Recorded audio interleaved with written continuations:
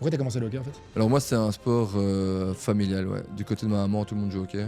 Mon grand-père, ma grand-mère ont été internationales. Mon oncle a été très longtemps recordman international. T'étais obligé en fait. J'étais forcément tous les week-ends autour d'un terrain de hockey et j'ai aimé, c'est comme ça que j'ai commencé. J'ai toujours eu l'envie de rendre un peu ce que le hockey m'avait offert. T'as marqué plus de 2700 points. Je pense avoir marqué un peu plus. Ouais. Ouais. Ok, c'est bon, 2008. Par exemple, quand je fais le hockey 54, c'est sponsorisé par Jordan. Du Ok. coup, on reçoit toutes des tenues. Jordan, c'est Nike. Jordan, c'est Nike, ouais, mais tu peux pas jouer avec des Nike. Tu peux Ouais. jouer qu'avec des Jordan. C'est quoi le salaire moyen d'un hockeyeur en Belgique? C'est assez dur à dire. Je crois que club plus équipe nationale, tu dois être. Enfin, je sais qu'il y en a qui gagnent beaucoup plus que ça et il y en a qui gagnent un peu moins, mais. Coucou ma biche, le podcast qui dynamite les conventions et nous catapulte dans l'univers totalement fou de ceux qui ont osé rêver en grand avec une énergie contagieuse. On va parler performance, growth mindset, business, lifestyle dans des discussions intenses, 100% naturelles. Coucou ma biche est bien plus qu'un podcast. C'est le moment de fiesta entre amis autour du mic où l'on explore toutes les facettes de la réussite et de la performance avec une bonne dose de folie. Préparez-vous à être électrisé par des histoires palpitantes. Let's go!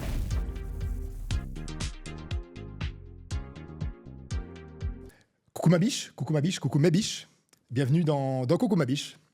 Steph, Tom, je pense que vous ne connaissez pas de base, pourtant vous avez des caractéristiques communes. Alors on va faire un exercice qui peut être très drôle, c'est que Steph, tu vas décrire Tom, tu vas dire tout ce que tu sais sur lui, tu vas le présenter, et Tom, tu vas présenter Steph. D'accord. Tu peux commencer. Je commence. Bonjour Brice, merci de me recevoir. Tom, je ne connaissais pas réellement. J'ai entendu que tu étais stick d'or. J'ai toujours pas compris c'était quoi, mais finalement il m'a expliqué, Brice, comme quoi tu étais super doué dans le sport que tu faisais, le football en salle, non, je rigole. Le hockey, voilà, donc c'est tout ce que je sais de toi. Il m'a pas assez parlé de toi, à part ça, il m'a rien dit de t'étais très bon, et c'est tout. Ok. Tom? Alors, Steph Maurice, grand joueur de basket qui a joué un nombre incalculable de matchs en Belgique et à l'étranger. Incalculable parce qu'on ne retrouve pas les stats. Ouais, exactement. Ouais. En Allemagne et en Suisse, si je ne me trompe pas. Exactement. En vrai, je viens de l'apprendre, mais je ne sais pas beaucoup plus. Ok. Vous avez plus ou moins le même âge, 35, et toi, légalement, tu as 26. 26. Selon les syndicats, tu as 42. C'est ça.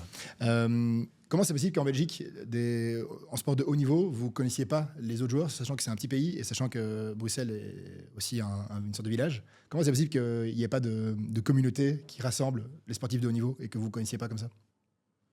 Je pense qu'il faudrait, ce serait une très bonne idée. Je pense que le souci, je pense que niveau dans son secteur, dans lequel c'est pas vraiment un sport qui est fort médiatisé, j'ai l'impression en tout cas. Comme le basket en Belgique, non? Comme le basket qui non plus n'est pas. C'est pour ça peut-être que le foot est souvent plus mis à l'avant que nos sports à nous, je pense. Ok. Ouais, un peu la même chose. Je crois que le hockey est en train de se développer depuis les dernières années. On commence à être un peu plus dans les médias. Et c'est sûr que moi, déjà, en n'étant pas spécialement fan du basket, c'est pas un sport que je regarde énormément. Je regarde un peu au States, etc. Mais en Belgique, en tout cas, j'ai jamais vu un match de basket. Ok. Est-ce que tu sais citer 3 joueurs de basket belges qui jouent encore? Parce que je te vois venir avec Jules Tumba. Non, qui joue encore, non. Même zéro, en vrai. Ok. Et il respecte pas. Là. Non, mais en vrai, je te retourne la question, c'est pas non plus. Est-ce que tu sais citer 3 joueurs de basket belge? Basket belge. Basket De belge. hockey. Ok. Bien sûr. Vas-y. Tom Bonne. Et les autres, non, pas Michel et vraiment. Patrick. Michel et le Pat. Ouais. Et le Pat, Non, c'est ouais. tout. Non, malheureusement. Non. Ok, bon, étonnant. Ça marche. Ici, le but, donc évidemment, on a une petite heure ensemble. On a établi une storyline pour parcourir différents faits divers et stats et niveaux de performance. J'ai évidemment quelques questions à vous poser. On va certainement glisser là-dessus. Si on glisse, c'est très bien. C'est le but de ce podcast et c'est le but de cette chaîne. Et c'est de prendre du plaisir. Donc, je vais commencer par Steph. Je me suis évidemment un petit peu renseigné, même si on se connaît plutôt bien. Il y a un truc qui bouge beaucoup sur les sites de stats, c'est ta taille et tes cheveux. C'est vrai. Tes cheveux, il y a pas mal de photos avec une évolution capillaire assez impressionnante. L'un est aléatoire et l'autre est progressif ou dégressif en fonction du prisme avec lequel tu regardes. Alors, au niveau de tes stats, donc tu as effectivement joué. Est-ce que tu sais dans combien de clubs tu as joué au niveau division 1 ou international? Aucune idée. C'est fou, ça, quand même. Je sais que j'ai eu un journaliste qui m'a appelé récemment et qui lui-même m'a rappelé quelques. Il t'a rappelé tes stats, en fait. Ouais, Il il t'a m'a rappelé ta vie. rappelé des clubs que j'ai fait que je dis ah oui, c'est vrai, j'avais pas pensé. Ok. Donc, tu as joué à Okapi, tu as joué à Osnabrück. Ouais. C'est ça? En Allemagne. À Gand. Ouais. Tu as joué à Montaix, Chablais, En Suisse, en ouais. Suisse. Ouais. Tu as joué à Pépinster. Ouais. Tu as joué à Leuven. Ouais. À Verviers-Pépinster. Ouais. Tu as rejoué. De nouveau, ouais. Ok. Tu as joué à Liège. À Liège aussi. Ouais. Un an. Un an, Liège, ouais. Un an. Ouais. Tu as joué au Kangaroos. Ouais, c'est ça, ouais. C'est Malines. Malines, Ouais. ok. Et tu as joué à Montseno et Brussels. Exactement. Ok. C'était quoi le pic de ta carrière? C'était à quel moment? Le pic, en tout cas, c'est pas cette année-ci, non.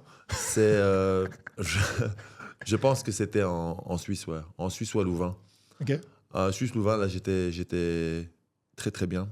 J'étais en forme, j'étais bien, je me sentais bien. Physiquement, j'étais bien, j'avais pas trop de soucis physiques, tout ça. Dans ma tête, tout allait bien aussi. Et ouais, je pense que c'est là. Je pense que c'est en Suisse et à Louvain, ouais. Ok. Est-ce que tu as une idée de tes stats? Donc c'est très compliqué à trouver, les stats sur le basket, en tout cas les stats pertinentes et les stats justes qui regroupent tout. Aucune idée. J'ai jamais fait attention à tout ça. Non, Non. Est-ce que tu as une idée de ton accuracy, donc le fait que tu mettes des points sur le pourcentage de 3 points sur toute ta carrière en Division 1? Vraiment pas, non. Mais tu veux m'apprendre quelque chose. 33%. À 3 points. Donc tu as une chance sur 3 de mettre un panier de 3 points. Ça doit être plus que ça, ils sont trompés, ça aussi. C'était noté 133%, mais ça n'a Ouais. aucun sens, donc c'est certainement plus. 133%. Ouais. Pour moi, ça a beaucoup de sens. Quand tu sautes pas, tu mets 3 ça, points. ça a plus de sens. Ok, au free throw, au lancer franc. 72%. Bien, Voilà. t'as une bonne vue. T'as 10 sur 10 aux yeux. Je suis fort. Ok, t'as joué combien de matchs dans ta carrière au niveau division J'en ai plus élevé? aucune idée. Ben, quand on fait le compte, j'ai joué à peu près 20 ans pro. Ouais. Par saison, faut compter qu'il y a 30-40 matchs par saison, Playoff? avec ou sans playoff, ça dépend. Du coup, ouais, si on fait le compte, on est à un peu plus. T'as été blessé certainement? J'ai été blessé, T'étais mais malade? pas. T'étais en soirée? Jamais malade. T'étais par contre. Jamais. Soirée, par contre, ça, ouais.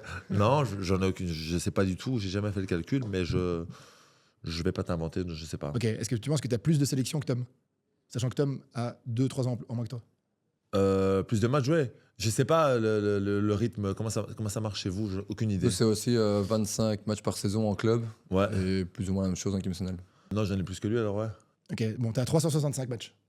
C'est des salades. C'est comme si t'avais joué un an chaque jour. Ouais, ouais. C'est pas tellement? Non, c'est pas tellement, non.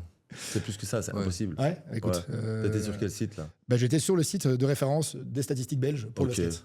Ouais. On pourra les appeler après. On va téléphoner. c'est pas Donc possible. 365 matchs. Ok. Ok. Ça doit... Et t'as marqué plus de 2700 points. Ça te paraît cohérent ou pas? 2700. Je pense avoir marqué un peu plus. tu sais. Ouais. Ouais. Ok, c'est bon, 2800. 2000. Ok, ça marche. Tom, les stats sont un peu moins détaillées, mais on va dire qu'elles sont justes. Statistiques clés, donc ici j'ai noté 291 buts en 354 apparitions depuis 2012 pour la Belgique. 299. 299. Ouais. T'as marqué 8 buts hier. Je suis pas au courant. Alors, ça date de 16 Non, mais- heures hier. Là, j'ai marqué 8 buts en début décembre. Ouais. Ça venait de là, ouais. En combien de matchs? 4. Ok. Tu me disais tantôt, tu avais une stat qui est assez solide. C'était que tu étais le meilleur buteur, sauf où tu viens de dépasser un Indien. Ouais, en gros, je suis officiellement 3e meilleur buteur de tous les temps. Ok. Et les 2 personnes devant moi, c'est des joueurs qui ont joué dans les années 70 et dans les années 80. Quoi. Ça compte du, pas, quoi. du hockey moderne. Si, ça compte, mais c'était un hockey différent sur gazon où l'Inde dominait vraiment le monde Ok. à ce niveau-là. Donc, Comment il s'appelle? aucune idée.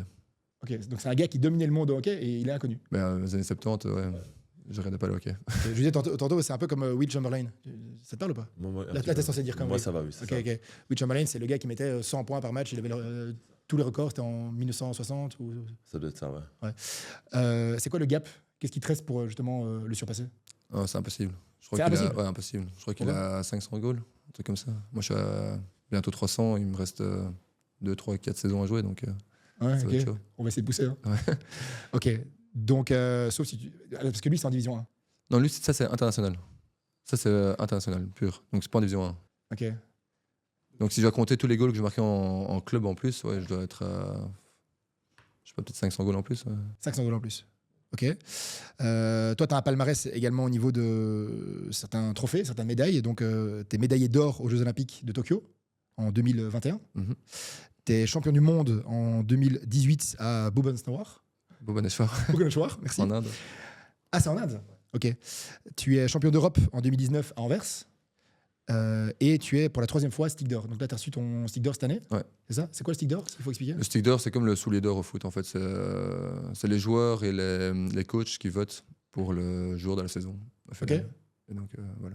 Ok, donc là, tout le monde a voté pour toi. Pas tout le monde, mais j'ai en tout cas eu le plus de votes, la majorité. Ouais. C'est qui les gars qui étaient derrière toi? On s'en fout des autres Brice, on parle que de lui là. On parle que lui. Tommy Williams et Arnaud Van Dessel cette année. Ok. Ils auraient mérité, tu vois?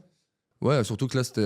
Enfin, moi, je suis attaquant, il y avait un milieu, un défenseur, donc voilà, c'est toujours très dur de se comparer à d'autres postes, mais ouais, ils auraient mérité.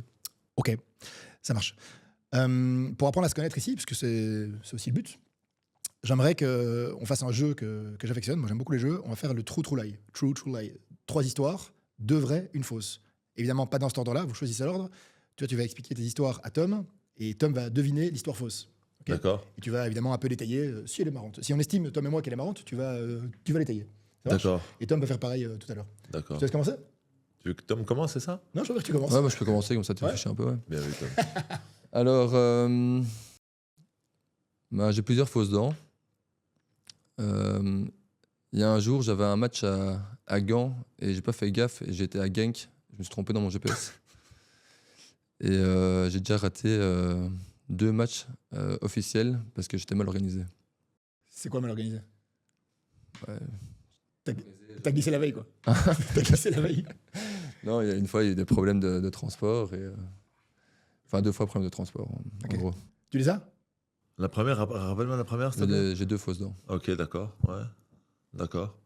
Ok, je peux te dire laquelle c'est la fausse? Vas-y. La fausse, c'est. C'est la deuxième. J'ai raté des matchs. Non, c'est la troisième. C'est la deuxième, c'est quand tu dis que tu étais à Gand, que tu Ouais. voulais à la Genk. Ouais. Ça, c'est la fausse. Les autres sont vrais. Ça, c'est la fausse. C'est la fausse, ouais. Ok, Je ok. suis talentueux. C'est bon, je peux y aller? C'est terminé. Merci. C'est Je suis pas venu. Merci, au revoir. Le danseur professionnel peut venir. Et explique un peu tes 2 vraies histoires. Mes 2 vraies histoires, c'est qu'en gros, j'ai eu un accident au quai où j'ai perdu des dents. Et voilà, donc j'ai des fausses dents. Et Ok. l'autre histoire, c'était ma première saison en D1 belge. Et j'avais été voir jouer un pote en Hollande qui faisait une deuxième réto aux Pays-Bas.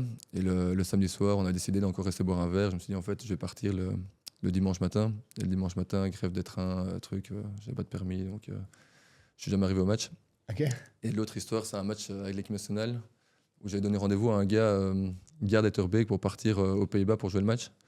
Et ma batterie s'est coupée. Et lui, entre-temps, m'avait rappelé pour me dire qu'il ne savait finalement pas venir me prendre parce qu'il devait faire autre chose. Et en fait, j'ai attendu au point de rendez-vous pendant longtemps. Et le gars n'est jamais arrivé, donc j'ai raté le match. Et toujours pas de permis, donc j'ai pas su me rendre sur place. Donc, Et le coach, il. le coach n'était pas très libre, content. quoi. Petite sanction. En plus, t'as plus de téléphone. Mais le premier match, c'était en club, j'avais 16 ans, donc ça passait. Bon, j'étais quand même titulaire ce match-là, mais bon, c'est plus ou moins passé. L'autre, c'était il y a 2 semaines. Non, c'est vraiment, c'était il y a pas de permis, donc c'est il y a des années. Mais ouais, le coach n'est pas très content. Ouais. Ouais. C'est marrant parce que ce genre d'histoire, ça me rappelle un peu ta C'est vie. vrai. C'est vrai. De côté, vous avez quand C'est même vrai. quelques points en commun. Et en vrai, juste l'histoire de Genk et Gand, c'est vraiment arrivé à un coéquipier. C'est vrai. C'est vrai. On peut dire qui c'est ou pas? Non, on va pas dire que c'est. Ok. Donc, il était à Genk. Donc en gros, il a mis son GPS, il a pas fait gaffe, il a mis Genk, il est parti sur l'autoroute, j'imagine, il a mis un podcast pour Lui, écouter la il a musique. mis la ville. Quoi. Ouais. Il a pas mis la rue. Si, il a mis la rue, mais bon, il a la même rue, toi, tu mets la rue de la station à Genk ou le truc, ça existe partout, toi. Et il s'est retrouvé à Genk, et donc il est arrivé genre après la mi-temps du match à Gand, du coup. Ok. Bravo. Steph, à toi? Alors, bon, on va faire plus court. J'ai une vraie, une fausse, Tom. La vraie. Tu changes mon jeu en fait. Ouais, c'est moi qui décide. Ok, c'est moi d'accord. qui cherche. Ok. Bon, l'une des deux, c'est quoi? C'est j'ai raté 2 avions en 2 jours d'affilée. Ok. Donc, Ouais. Et la deuxième histoire, c'est j'ai acheté 4 bitcoins quand ça coûtait 7000 euros et j'ai perdu la clé. Donc du coup, maintenant, je me retrouve avec 400 000 euros de valeur de perdu. Voilà. Il y a une vraie, une fausse, Tom. C'est à toi de décider. Ouais, j'espère pour toi la fausse, c'est le Bitcoin, sinon tu ferais râler. Donc je veux dire le Bitcoin. C'est vrai, t'es très forte. Bravo. Bravo. Je te laisse expliquer la première. Je dois avoir un speak-up. Hein. Ah, vite fait. Ben, C'était avec moi. Brice en est témoin. Donc en fait, on devait faire une escapade à Marrakech. Ce qui est top, c'est que moi, on m'explique, on me demande l'histoire. À chaque fois, je dois la réexpliquer. Donc là, maintenant, elle est record. Voilà, et, ça, tu ouais. vas voir le podcast, il t'expliquera. Ouais. Et du coup, on devait partir à Marrakech pendant 3 jours, je pense. Ouais. Et vu qu'on est des mecs super organisés, Ah, mec, Brice. moi, je suis vient- vraiment organisé. Hein. T'es quoi? Moi, je suis organisé. Hein. C'est vrai. Moi aussi de base, mais enfin, quand je dors surtout. Et, Quand je dors. et du coup, Brice est venu me chercher à la maison, c'est ça? Hein. Ouais. Il est venu me chercher. On est parti à Charleroi. C'est pas ça? Non? Je suis venu te chercher à la maison. Mais à la base, on devait. Ah non, non, non, non, non. Non, non. Vas-y, c'est je te vrai. laisse, je te laisse. Je te Ah, laisse. c'est mieux pour toi. Vas-y. Et du coup, il est venu me chercher. On est parti à Charleroi. On arrive à Charleroi. Et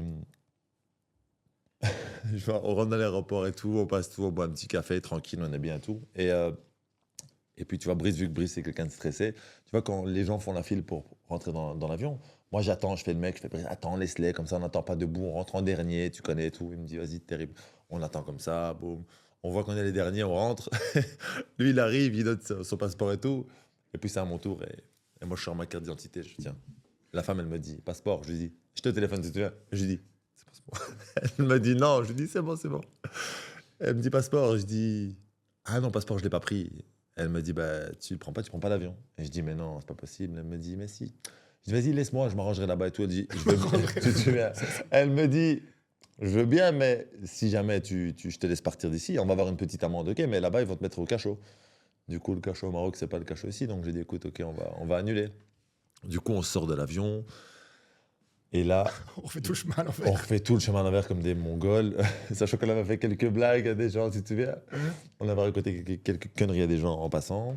Et il se passe quoi? On arrive dans le comment ça s'appelle? En bas, où il y a Ouais, dans le hall. Hein. dans le hall de nouveau. Et là, je dis, Brice, t'inquiète, j'ai une solution, frérot.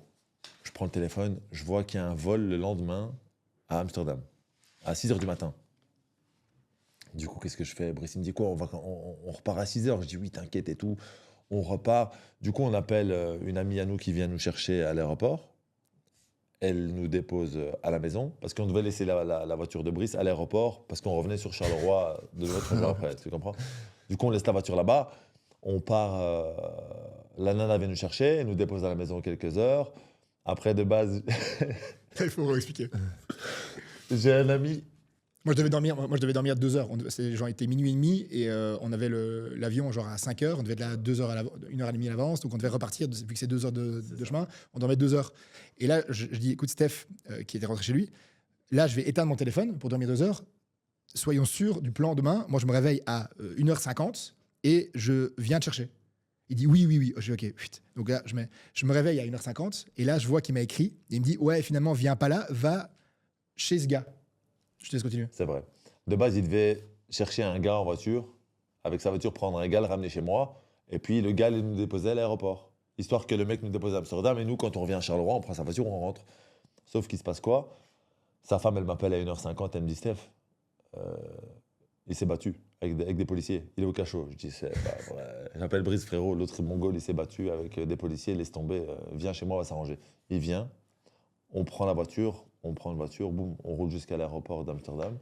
On arrive là-bas, et je me rappellerai, je sors de la voiture et il me dit, hey Steph, t'as ton passeport, hein? Non. Et moi je lui dis, bah ouais. Il me dit, t'es sûr? Et je dis, hein? Et puis je dis, putain, il est con, quoi. J'ai pas de passeport, c'était moins drôle. Et ouais, j'avais pas de passeport, ça s'est terminé comme ça, cette histoire-là. Et Donc là, on était à Amsterdam à 4h du mat, dans le parking. ouais, ça passe pas. Ça allait en faire. Mec, moi, j'étais vraiment. J'avais même pas d'énergie pour m'énerver. Il était pas bien, mec, il était pas bien. Même moi, j'étais un peu triste pour lui. Mais le problème, c'est après, pour rentrer, on a mis combien de temps? Parce qu'on a dû repartir à Charleroi. On a Ouais. fait Amsterdam, Charleroi. En Tesla, donc il fallait à chaque fois charger. En plus, en Tesla, truc de fou. On s'est arrêté 8 fois pour la recharger. Et Dans les embouts du retour dans les embouts, d'Anvers. Après, on a dû retourner à Charleroi, de nouveau chez lui, puis chez moi. Waouh. Ouais. On peut passer à autre chose, c'est bon.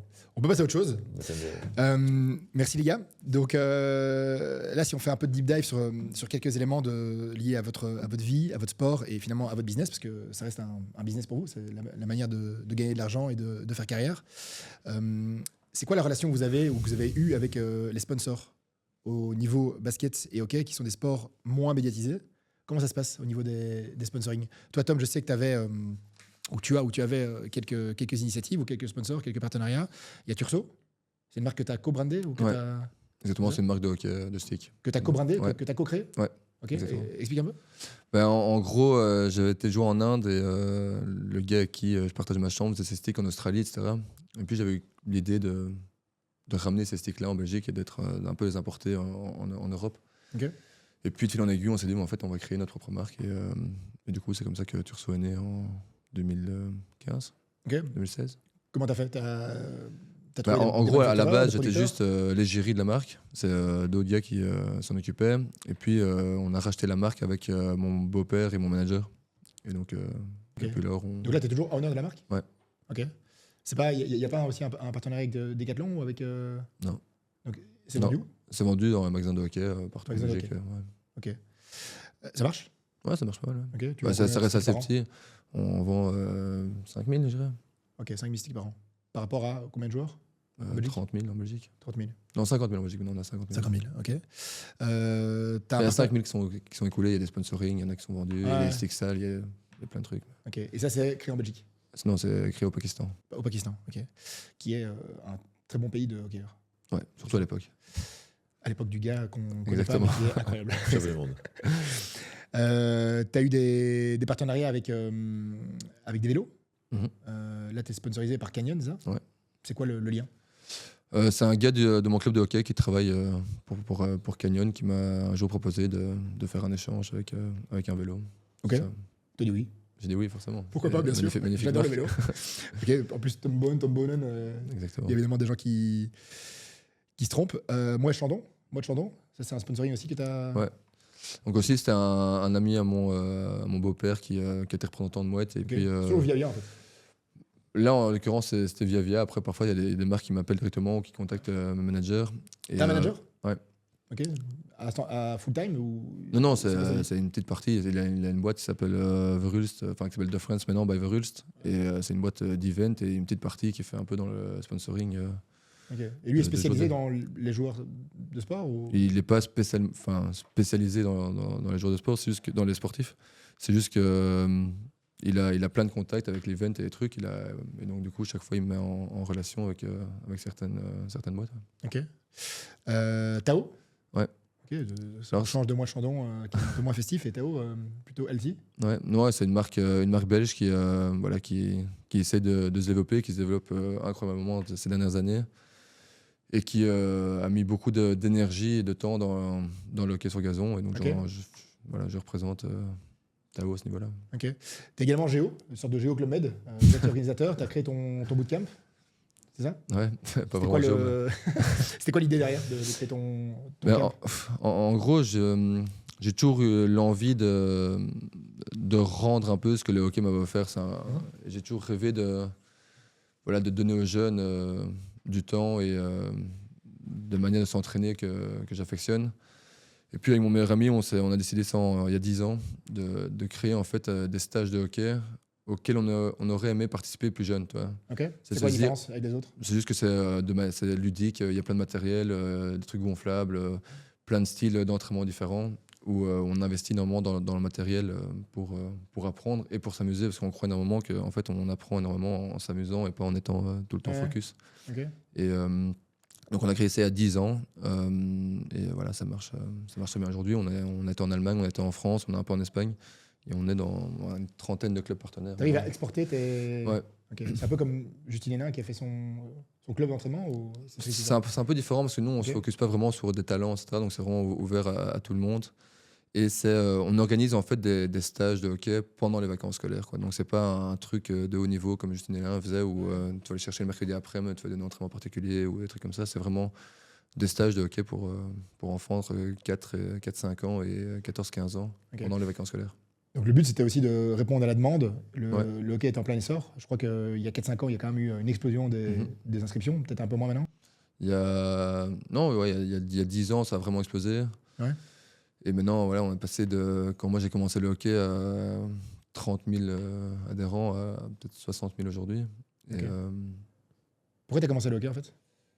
Alors moi, c'est un sport familial. Ouais. Du côté de ma maman, tout le monde joue au hockey. Mon grand-père, ma grand-mère ont été internationaux. Mon oncle a été très longtemps recordman international. T'étais obligé en fait de faire du hockey. Je n'étais pas obligé parce que mon père était footballeur. J'ai commencé un peu au foot. Et puis en suivant ma maman qui joue encore, mon oncle, ma grande sœur, etc., ben, j'étais forcément tous les week-ends autour d'un terrain de hockey. Et voilà, j'ai aimé. C'est comme ça que j'ai commencé. Ok, d'accord. Je reviens sur ma question. Donc, le côté sponsoring. Donc, toi, tu as ta carrière. Tu es plutôt en fin de carrière qu'en début de carrière. C'est quoi ta vision et ta gestion par rapport à ces sponsoring? Alors moi, ma vision, c'est que je représente que des marques que j'aime bien déjà. C'est que j'ai refusé quand même pas mal de trucs où je dis que ça doit me correspondre. Et je dis toujours que c'est l'ambassadeur versus l'influenceur. Moi, je me considère pas comme un influenceur à changer de marque ou à faire des posts payés une fois. J'essaie vraiment de trouver des marques qui me suivent sur au moins 2-3 ans. Ok. Tu m'as dit là tantôt que tu avais un nouveau deal. Je ne sais pas si on peut le dire ici. Tu as Oui. un nouveau sponsoring. Nike. Ouais. Ok. C'était une ambition, c'était un rêve de pouvoir signer avec Nike. Ouais, c'est vrai que c'est une marque emblématique. C'est hyper stylé, mec. Ouais.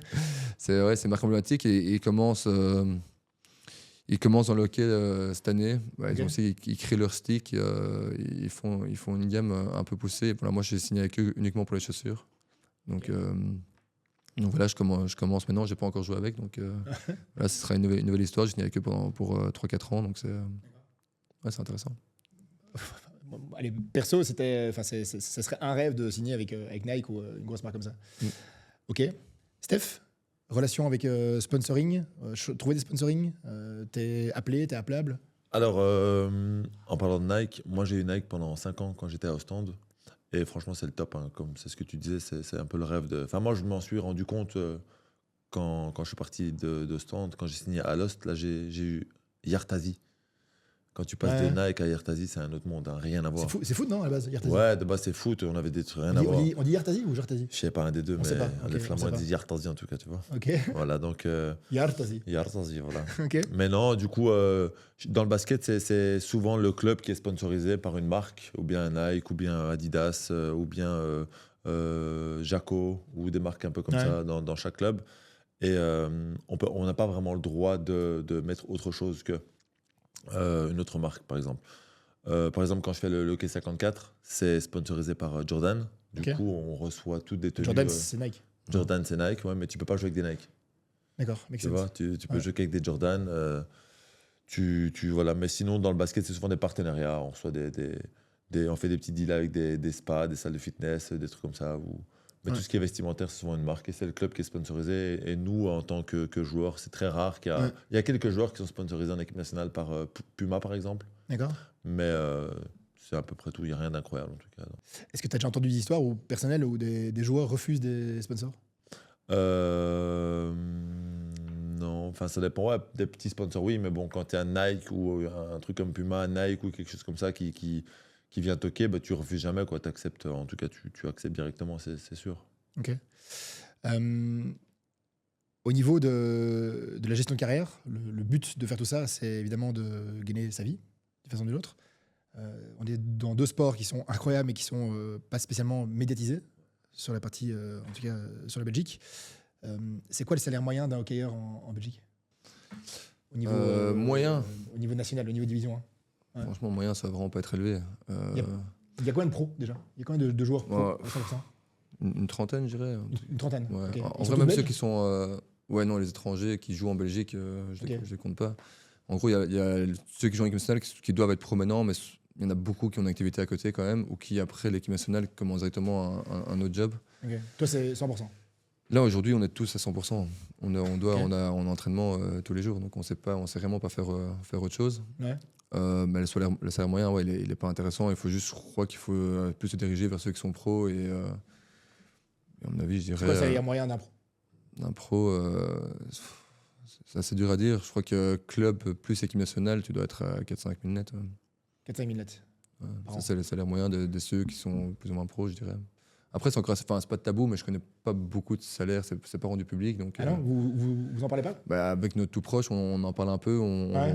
Enfin, je sais qu'il y en a qui gagnent beaucoup plus que ça et il y en a qui gagnent un peu moins. Mais... C'est pas aussi public qu'au foot? Non. On connaît le Non, joueur, sinon, le nous, c'est côté- enfin, on a des contrats salariés classiques qu'on négocie avec le club et c'est pas rendu public, non.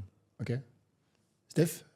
Ben, Sur dans le le basket, on va dire que ça se divise un petit peu en deux. Il y a les étrangers, puis il y a les Je Belges, te dis l'étranger, c'est plus les Américains? Américains, où il y a des Bosniaques, des Serbes. Ouais. Le souci, c'est il y a des mecs qui viennent, je ne vais pas dire qu'ils viennent se prostituer, mais bon, je vais le dire quand même. Ils viennent pour 1500 €. Tu vois. Du coup, ça casse un peu le marché. D'accord. Du coup, tu as des Belges qui prennent entre.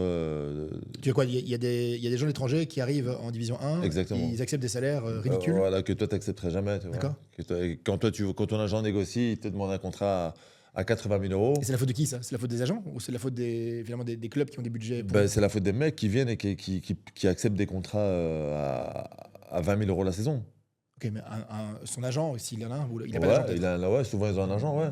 Mais Il n'a pas trop d'intérêt à accepter ça. le truc, c'est qu'eux prennent ça comme la Belgique comme vitrine, on va dire. Donc ils viennent, ils disent voilà, que tu passes une saison là-bas, tu vas gagner 20 000 € sur un an, mais tu seras dans une bonne vitrine, c'est un bon championnat. Tout Ok, le monde donc va ils font dedans un an là-bas. comme ça, ou 2 ans comme ça, Ils max. font un an, 2 ans, mais entre-temps, nous, ça nous pénalise un petit peu. Parce que du coup, toi, tu viens, tu demandes, je sais pas, 50, 60, 70, 80 000 €. Mhm. Et là, le mec te dit, bah non, l'autre, il vient, même profil que toi, il vient pour 25 000 €. Je ne vais D'accord. pas donner 80 à toi, alors que je peux donner 20 000 à lui. C'est compliqué. Ok. Mais sinon, chez nous, ça a fort chuté. Hein. Donc, quand moi, à l'époque où j'étais à Ostende, je me rappelle, je demandais à tous les pros, combien tu gagnes toi? Toi, je demandais à tout le monde, moi, ça m'intéressait trop. Et il y avait des mecs qui prenaient 40 balles par mois, hein, tu vois. Donc, ils prenaient 40 000 par mois, 30 000, 25 000 par mois. Il y en a pas mal, il y en a beaucoup. Hein. Étranger ou Il y en a belge? Étranger. Ok. Le belge, j'ai mieux payé, je pense qu'il devait prendre 20 000 par mois. Parce que les très très bons belges, finalement, ils partent. Ils restent en Ouais, les Belgique. Belges restent pas en Belgique, ouais. Mais les Belges en Belgique. Or que maintenant, voilà, le plus gros salaire en Belgique, je crois que c'est 15 000 € par mois pour un étranger. Ouais. Et pour un Belge, ça doit être un. Ouais, il prend 10 000. Le Belge me paye, c'est 10 000. Ok. Et il y a des bonus. La plupart des gros clubs, ils fonctionnent, c'est 25 000 si tu gagnes le championnat et 20 000 si tu gagnes la coupe. D'accord. C'est souvent comme ça dans les contrats. quoi. Et c'est pas tabou. Vous en parlez, c'est public. Non, c'est très tabou. C'est très tabou quand même. Ouais, sauf que moi, je connais pas mal d'agents et tout ça, et on discute souvent. Et Ouais. après, ouais, je suis au courant de pas mal de choses. C'est un peu comme ça que je suis au courant de ça, quoi. Ok. Comment ça pourrait évoluer? À part plus de visibilité et rendre le sport plus. Enfin, mieux le brander. Comment est-ce qu'on pourrait faire évoluer ça? Parce que bon. Je crois que c'est un peu que ça. C'est au plus on passe à la télé, au plus les sponsors sont visibles à la télé, au plus ils vont mettre d'argent, au plus les joueurs vont être rétribués. Donc c'est médiatique, visibilité, médiatique, ouais. et faire en sorte que le hockey soit mieux promu. Ouais. Ok. Parce que je me rappelle Oui. quand. Je sais pas, on se connaît depuis 10 ans, un truc comme ça. Ouais. Moi, je connaissais pas, enfin, je n'étais pas dans le hockey non plus. J'ai une petite carrière au hockey, Ah, c'est vrai que t'as joué ça. APSA 5. C'est vrai que t'as joué, j'ai oublié ça. Bon, on m'a dit, ouais, c'est un sport de balle, tu sais courir, viens jouer avec nous. Ok, make sense, j'arrive. Mais ça a duré un an. Quand on m'a dit, ah ouais, c'est Tom, il joue plutôt bien au hockey. Puis j'avais capté, on avait parlé un peu. Moi, je te voyais comme le Ronaldo du hockey, quoi. Tu considéré comme le meilleur joueur. Je lui dis, ok, en fait, c'est l'équivalent de Ronaldo, quoi. Et pourquoi est-ce qu'un joueur comme toi, qui a au top, à part l'Indien qu'on ne connaît pas, de ton sport, pourquoi est-ce que tu serais moins valorisé, finalement, financièrement, mais aussi sur le reste, que d'autres sportifs? Parce que déjà, je génère moins d'argent. Tu vois, tu prends un Ronaldo qui vend. Enfin, il joue dans des stades remplis, qui Tu vends paye des pour maillots? le On voir. vend des maillots, Tom Bone? Oui, mais on en vend combien par an par rapport à Ronaldo? Personne c'est- n'intéresse à ça. Si, dans le petit monde du hockey en Belgique. Moi, j'en prends un si tu veux. Attends. J'en prends. Il n'y a pas Non, d'attaque. ouais. De temps en temps, quand je vais à un match où je vois quelques maillots floqués avec Bone dans le dos. Oui, donc il y en a qui se vendent, mais. Genre, je sais pas si tu as un Neymar qui est signé au PSG, genre en 48 heures, je crois que c'était remboursé par la vente des Bien maillots. sûr, bien Donc, sûr. Ok. il y a un moment, quand tu joues dans un stade de 80 000 personnes, 200 000 personnes qui payent des 200-300 € pour venir te voir, il y a un moment, les joueurs ils doivent être payés aussi. Tandis Ouais. que nous, ok, c'est. Voilà, tu viens me voir, c'est gratuit.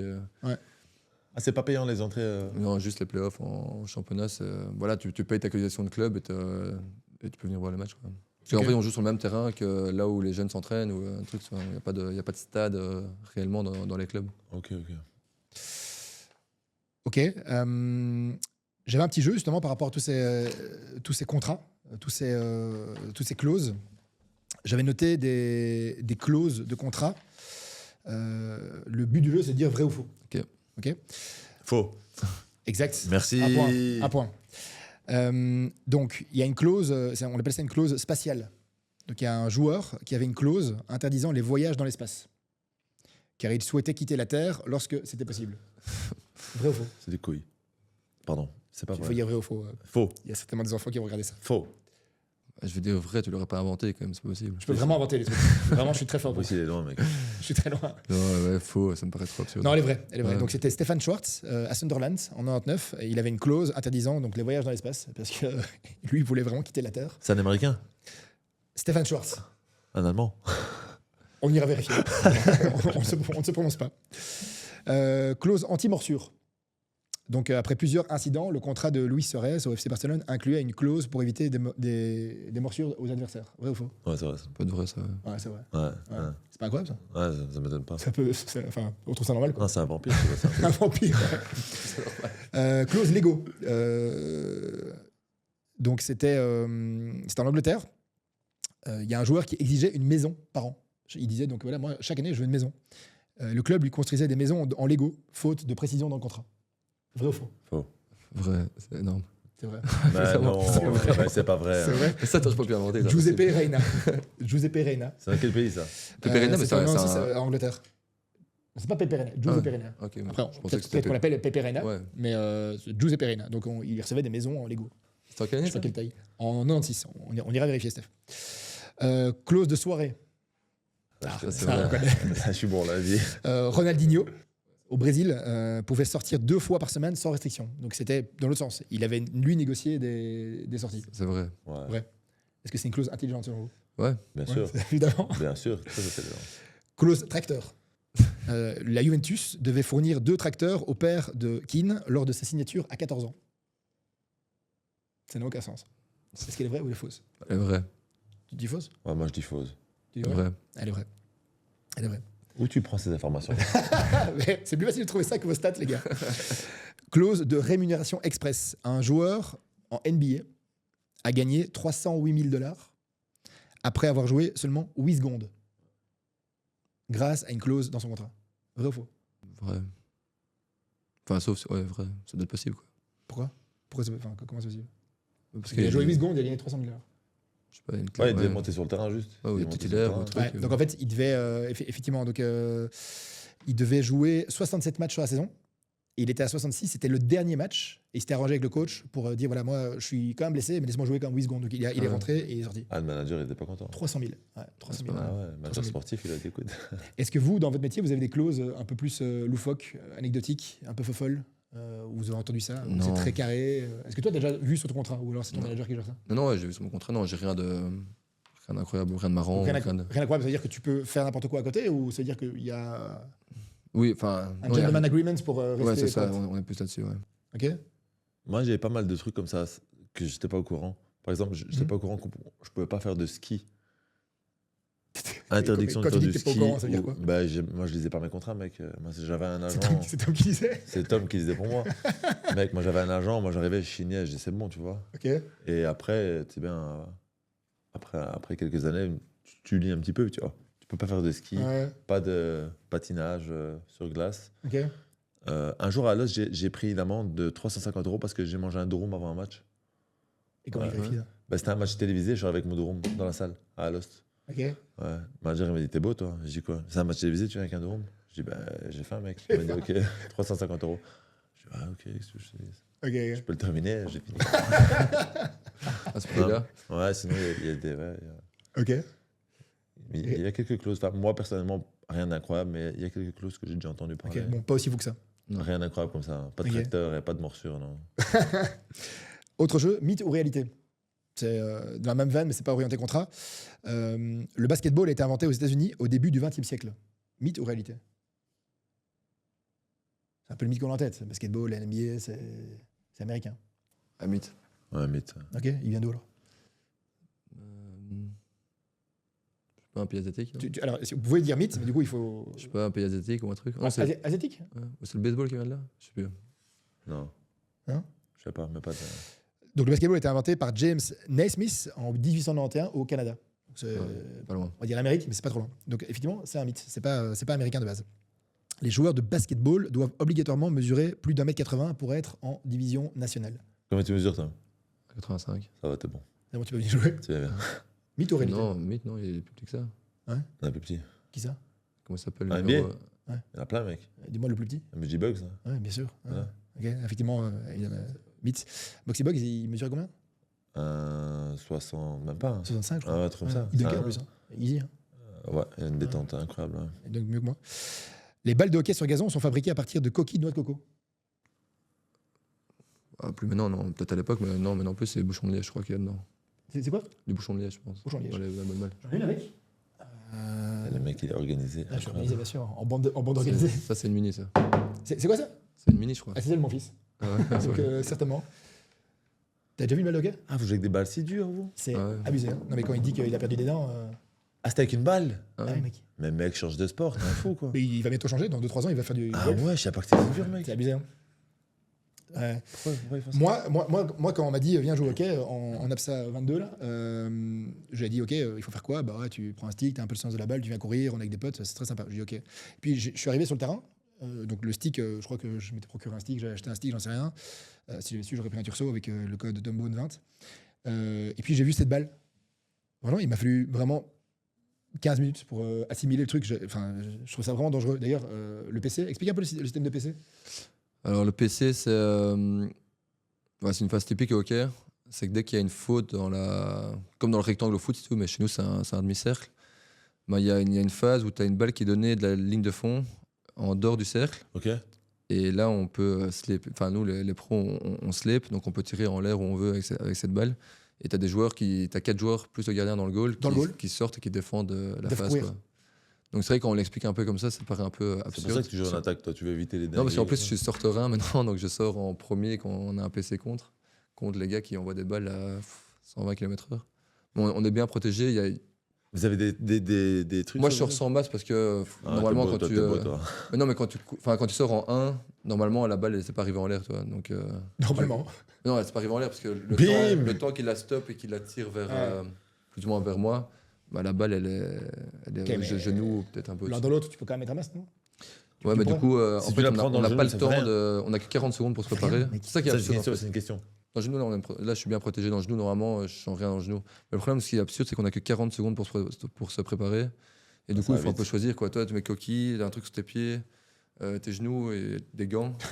C'est Squid Game. Attends, du mais coup, quand tu tu sors. dis ça, c'est une balle mini, les vôtres sont un peu Ouais, plus. tu sens pas, elles sont aussi dures, mais elles sont rien plus lourdes. Quoi. C'est comme en basket, t'as les taille 7, taille Ouais. 6, taille 5. Ah, mais c'est pas des balles d'autistes comme ça. Hein. C'est fou. Ah, ouais. Donc, ouais, cette phase un peu absurde. D'ailleurs, il y a eu encore un accident là cette année. C'est quoi la potentielle évolution ou innovation du sport? Parce que ça pourrait être quelque chose pour évoluer, non? On a Ou déjà pas essayé. Ouais, c'est-à-dire? Enfin, ils ont déjà essayé qu'un goal de champ vale 2 points et un PC 1 point, toi, Un pour goal de donner, champ, ouais, d'accord, ouais. pour donner moins d'importance au PC. Ouais. Au final, ça a rien donné. Et après, c'est tellement une phase atypique. Je crois pour moi, il faut pas changer. Il faut laisser plus de temps pour se préparer D'accord? dans le goal. Donc là, c'est absurde d'avoir 40 secondes. Tout le monde sort vite. Moi, parfois, je sors, il me manque un gant, il me manque ma coquille. Toi. C'est un peu C'est ridicule. le cirque, en fait. Hein. Ouais, C'est un ça, peu cirque, quoi. je trouve ça un peu ridicule. Et peut-être autoriser la balle uniquement dans la planche. On a un goal avec filet en haut et une planche. Ouais. Juste autoriser filet. Juste autoriser planche. Et voilà, en fait, le sport évolue tellement vite. Genre, à l'époque, on pouvait shotter. Donc maintenant, on peut encore shotter, mais uniquement dans la planche. Après, tu as un joueur qui a inventé le slip. Donc c'est là où tu shottes plus. Donc tu gardes les mains écartées et tu tires la balle. Mais avec les techniques qu'on a développées, ça va pas aussi fort qu'un shot, mais en tout cas, ça fait des dégâts. C'est quoi la vitesse moyenne d'une balle? Euh, Un shot comme ça? Ou Quand on shot vraiment, qu'on a le temps de shotter, t'es 140, 150. Et sur un slip, tu es plus entre 115 et 120. Quoi. Ok. Ouais, Donc, 105, donc 120. la balle que tu as quoi. reçue là, il y a quelques mois, c'était Elle était un shot. au-dessus de 100 km/h. Ah, dans ton visage, c'était quelques mois. Ouais. Là, en fait, j'ai de la chance que j'avais un bon protège-dents. Et en fait, la lèvre était entre mon protège-dents et la balle. Donc en gros, mes dents n'ont rien eu à ce moment-là. Mais ma lèvre a explosé, j'ai eu 30 points de suture. Enfin, je la prends dans la tempe, je la prends dans la mâchoire, il y a tout qui pète, c'est sûr. Quoi. Là, je l'ai pris au moins mauvais endroit, on va dire. Ce qui est étonnant, c'est qu'il n'y ait pas plus d'accidents allez, en autant de temps, tu as eu deux trucs. Tu as eu le stick. Moi, mais ça, c'est un coup volontaire. Voilà, c'est volontaire. Non, ça, c'est un coup volontaire. C'est volontaire. Ouais, sûr. Ouais. Tes dents, c'est un coup de. Un petit coup volontaire, tu vois, comme un gars au foot peut mettre un petit coup de coude, lui, il a fait un petit coup, un petit geste avec son stick. C'était en Belgique ou c'était en Belgique. Ouais, c'était international, mais c'était en Belgique ce match-là. Ok. Mais d'ailleurs, je crois que tu étais venu voir ce match, non? Tu n'avais pas fait un team building avec ton ancienne boîte, tu étais venu voir un match. Ça dit quelque chose? Je crois que tu étais là. Et je sais qu'on s'est vu quelques semaines après et tu m'as. Ah, ou bien c'était quelques semaines après. Tu prenais ta dent, tu l'as lancé. Et. Tu l'as fait dedans comme ça, il l'enlevait. Non, je sais pas. Ouais, je sais pas. Je crois que voilà, on est tellement habitué et on se rend aussi un peu compte du danger. Moi, je crois que là où il y a le plus d'accidents, c'est dans les divisions inférieures, quoi. Parfois, avant mon match, je vois des Monsieur 4 ou des Mesdames 5 ou des trucs joués où je suis là. Waouh. Chaque fois, je me retourne, je suis là, on vient d'échapper un truc. Ouais, parce qu'en fait, souvent. Parce que vous contrôlez, Ouais, on contrôle. Après, il y a des accidents parce qu'on fait des erreurs, forcément, où la balle va plus vite. D'accord, mais c'est plus précis. On a des meilleurs réflexes et des trucs. Mais on connaît le danger, souvent on défend du bon côté. Toi, le gars va shotter, on va pas se mettre. T'anticipes un peu. Va finir, tu vois. Tandis qu'il y a des fois où je vois des gens, le gars va shotter, elle va s'abaisser devant alors que le stick va finir d'office là, quoi. C'est évident. Moi, je me rappelle, ça me fait penser au golf. T'as vu des compétitions de golf? Tu joues un peu au golf? Ouais, je joue un peu au golf. Ouais. T'es quoi en handicap? 6. Mec, tu peux pas dire je joue un peu au golf et dire. Mais non, mais là, c'est juste que je les joue plus du tout. Ça fait genre arrogant en fait, mec. Non, mais pas du tout. En vrai, je les joue vraiment plus. Là, c'est ce que mon handicap, c'est 6. C'est un peu aussi un lien, non? Il y a pas mal de anciens joueurs de basket qui jouent au golf. Ouais. Je sais pas si c'est parce qu'ils ont le temps et de hockeyeurs. Il y a une certaine continuité dans. Et là, ça fait juste 3 ans que j'ai joué. Tu joues 6? Je jouais 6. Je joue plus du tout 6. Et là, ça fait 2-3 ans que je joue vraiment plus souvent, quoi. Genre vraiment 3 fois par an max. Ouais, et en plus, en hiver. En hiver, je joue pas du coup. Et toi, Brice, c'est quoi ton niveau? Je peux vraiment pas le dire. Je peux vraiment pas le dire. C'est vrai, t'es loin? Je peux vraiment pas le dire. Ok. Je préfère le dire. Toi, tu fais beaucoup de golf, toi. Pas du tout. Quoi? Bah arrête, dans tes stories, t'es tout le temps là, mec. Ouais, j'ai un golf après. Voilà, tu vois. Bah, Laurent, neige. Non, mais ça me fait penser, tu sais, quand il démarre, c'est un peu ce que je disais. Donc, vu que vous êtes dans la précision et dans le contrôle, les joueurs, ils démarrent et t'as des gens, t'as des montagnes de gens tout autour. Ça, c'est impossible. Je comprends pas. Moi, je la mets de plus en public. Mais je comprends pas. Ouais. Et allez, ils font combien? Donc, ils jouent 4 parcours de 18 sur 2 jours, là. Donc, ils font 4 fois 18. Enfin, il y a 4 fois 18 départs. C'est hallucinant, non? Ouais, mais après, mais j'ai des accidents aussi, même avec les pros, etc. Ouais, pas au départ. Il avait perdu un œil, là. Donc, c'était même pas tout droit. Elle était à 100 mètres. Ouais, c'est dangereux, ouais, je comprends pas. Je comprends pas. Ouais. Bah après, tu lui demandes à lui de tirer avec des gens autour 100 fois au basket sur 100, il va pas rater. Toi. Justement, c'est quoi toi, ton pourcentage de goal au PC? Un fois, on est sur. Cette année, un peu moins. Pourquoi? Parce que ça tourne un peu moins bien. Je dirais. C'est quoi, c'est mental en ou gros, c'est si tu mets 1 sur 3, c'est une excellente moyenne. 1 sur 3. Une chance sur 3. Donc, quand il y a un PC, tu le tires. Ça, une chance sur 3, ça, c'est excellente moyenne. Okay. Quand tu es à 1 sur 4, 1 sur 5, ça reste OK. Quoi. Après, au-dessus de là, c'est un peu chiant. Tu as des préparations avec les coachs de stats, dire OK, en fait, telle équipe, il faut plus jouer. En fait, on analyse tout. Quoi. On analyse le premier sorteur, on analyse la position du gardien, le line stop, la technique du gardien. Parce que, par équipe, tu as ton analyse et tu as un débrief. On a des stats de ouf. Quoi. Où est-ce qu'ils ont encaissé Même parfois, je vais au niveau belge ou juste plus international, c'est plus poussé international, mais au niveau belge aussi, on analyse leur sortie parce qu'il y a plein de manières différentes de pouvoir sortir. Okay. Là, tu as un coach spécifique, un data analyst? Non, genre moi, je fais beaucoup et puis je me mets en relation avec le coach. Et à l'international, parfois, je me mets même avec l'entraîneur de gardien belge pour analyser le gardien. Parce que imagine, tu tires à plat côté stick, tu as des gardiens qui vont aller avec leurs pieds. Donc là, tu dois essayer de la mettre un peu en l'air parce que. T'as le gardien plus petit, tu dis voilà, lui en fait. Tu dois tirer au-dessus, ou bien tu as les gardiens qui vont rentrer leurs pieds et plonger avec leurs mains au sol. Donc là, tu dois tirer proche du pied, forcément, parce que son pied dégage et il n'a pas le temps de mettre sa main au sol. C'est quoi les dimensions du goal? Ouais, je sais pas exactement. Ça doit être. C'est un comme peu comme mini-foot, un goal de mini-foot. Okay. Comme ça, mais je sais pas exactement comment ça fait. Donc, on analyse un peu tout ça. Et puis aussi, tu as des sorteurs qui sortent méga bien. Donc, tu as tout le côté gauche du gardien qui est bloqué. Donc, ouais, on fait des phases, on fait des trucs. Ok. Un peu. Et vous, au niveau stats, préparation? Nous, on a 1 voire 2 séances vidéo par semaine. D'office, systématique? Ouais, de toute façon, c'est plutôt en fin de semaine. Ouais. Et on a un entraînement plus basé sur l'équipe adverse, un peu sur ce qu'ils font bien, ce qu'ils font pas bien.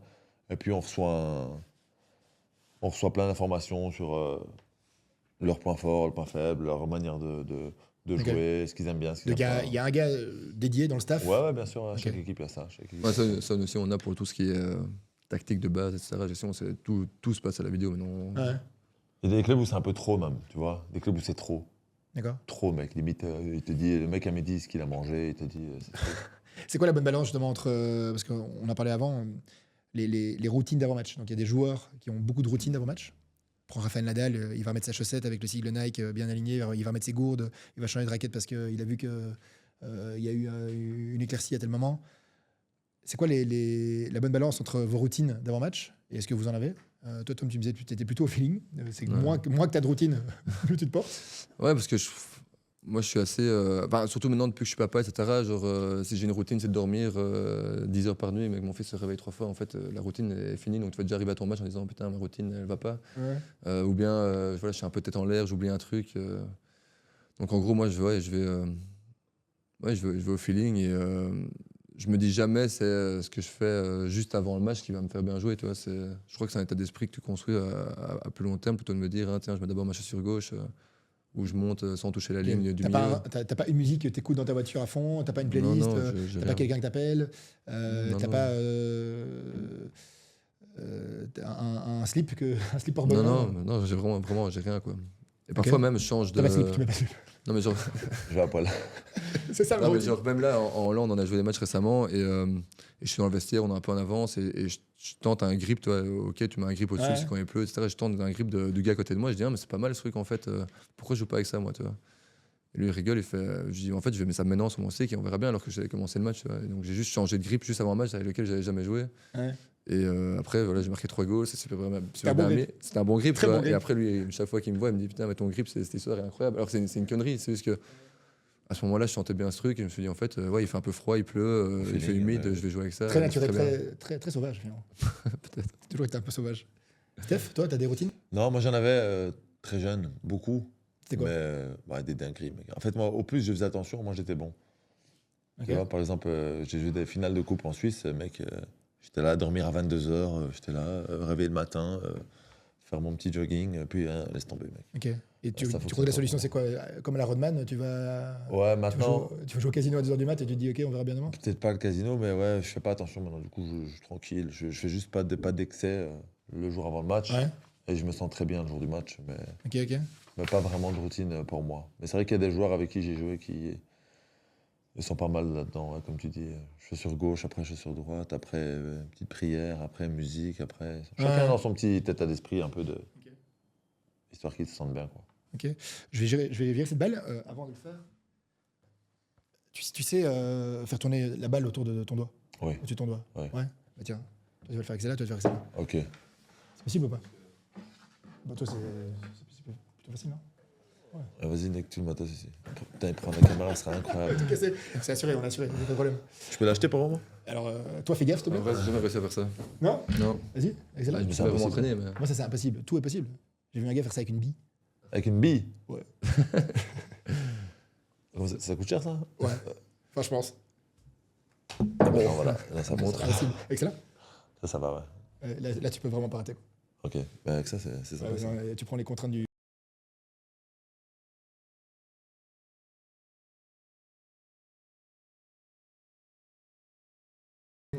J'ai demandé hier à ChatGPT, entre les deux sports, lequel était vraiment le plus vrai sport. On est vraiment dans le. Qu'est-ce que tu entends par vrai sport? Bah justement, c'est ma question. Déjà, c'est quoi un vrai sport? Lequel est le meilleur sport? Si on peut dire, ouais, moi je fais vraiment un sport. Comme par exemple des échecs. Ouais. Tu vas pas dire c'est un sport. Pourtant, tu as des sportifs qui jouent aux échecs de compète qui sont très concentrés. Alors, la réponse de ChatGPT, c'est globalement, hockey sur gazon semble légèrement plus intense en termes de demande physique globale et de durée des efforts continus. Le basket reste extrêmement intense, surtout en termes de stratégie et d'explosivité requise. Donc, si on devait déterminer un sport plus intense, en prenant en compte la combinaison des exigences physiques, mentales, le hockey sur gazon pourrait avoir un léger avantage en raison de l'endurance physique requise de la continuité de l'effort. Cependant, cela n'enlève rien à l'intensité remarquable. Il reste un peu politique. Hein, Ouais. voilà, je trouve ça assez amusant de comparer les deux. J'avais encore quelques questions, évidemment. Le trash talking. Ouais. Tu vois ce que c'est? Ah, très bien. Je pense que bon, au foot, c'est vulgarisé d'une certaine façon. Au basket, il y a un jeu par rapport à ça. Ouais. Moi, je le sais, je suis professionnel de trash talking. C'est vrai? Je suis un professionnel. Moi, je le vis très mal, ça, en fait. Pour l'absorber et pour le donner. Ok. J'absorbe ça très facilement. Ouais. Trash talking, en basket, c'est répandu, mais c'est devenu un peu un jeu. Toi, c'est quoi les expériences ou les anecdotes que tu as eues par rapport à ça? Moi, je le vis très mal. En fait, moi, je le fais pas, donc moi, je parle jamais. Je fais pas de trash à quelqu'un, je suis pas comme ça. Tu fais rien, tu dis rien, ça je peux pas croire. Non, moi, ouais, quand je m'embrouille, tu vois, mais C'est quoi par exemple une embrouille? vraiment pas. Enfin, Ouais, vas-y, bien sûr. Je sais pas quand il y a un mec qui fait le fanfaron. Quoi. Vas-y, t'as une histoire. Ouais, bah, J'adore ce mot. il y a pas. Le ménestrel. Ben, moi, j'ai des histoires, par exemple, où c'était Ladies Night à Anvers. C'est une soirée je que te parle de Anvers basket, fait. Ah, pardon, je croyais que tu parlais. Donc, Anvers, ils font une fois par an un match, s'appelle le Ladies Night. D'accord. Donc, toutes les femmes, c'est entrée gratuite. C'est leur soirée un petit peu. Ils offrent des petits paquets aux nanas. Du coup, c'est full. Et tous les sponsors viennent et tout. Je crois qu'il y avait 15 ou 17 000 personnes, je crois. Ok. J'étais à Pepinster ou à Louvain, je sais plus, ou à Mons, je sais même plus. Et je me rappelle, mec, il y avait un mec, il était en feu. Paris Lee, qui joue maintenant à Lasvel, je pense. Il joue Ok, à Lasvel. ok. Et le mec, il était chaud, frérot. Et moi, à un moment, je sais pas, il venait de marquer 3 fois d'affilée. Et il est en contre. Moi, j'avais bu un peu trop de café, j'étais fort excité ce jour-là, je me rappelle. J'avais fait 1 ou 2 fautes avant, déjà un peu exagéré. Et la troisième, en fait, le mec, il court en contre-attaque 2 contre 1. Et moi, je sais pas, il a fait un peu le fanfaron. Du coup, je cours sur lui, je lui ai mis un coup d'avant-bras ici dans la glotte. Ok. Il s'est retourné en l'air. Et du coup, il y avait 15 000 personnes qui criaient assassin. Ils disaient assassin, assassin, assassin. C'était incroyable.